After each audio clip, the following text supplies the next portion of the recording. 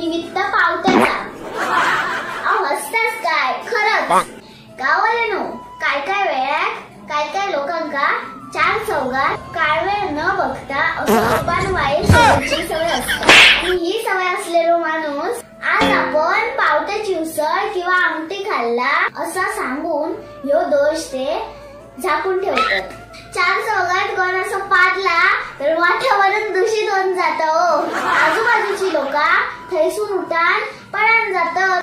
गाववाल्यानो असो पादरो माणूस एका त्या कार्यक्रमात अडथळा होऊ शकता.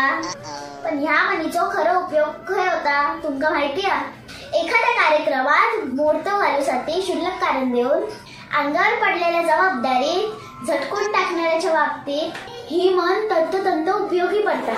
गावाला आपली मालवणी भाषा शाता समुद्राच्या पलीकडे जर पोचवायची असा तर माझ्या पेजला लाईक आणि फॉलो जरूर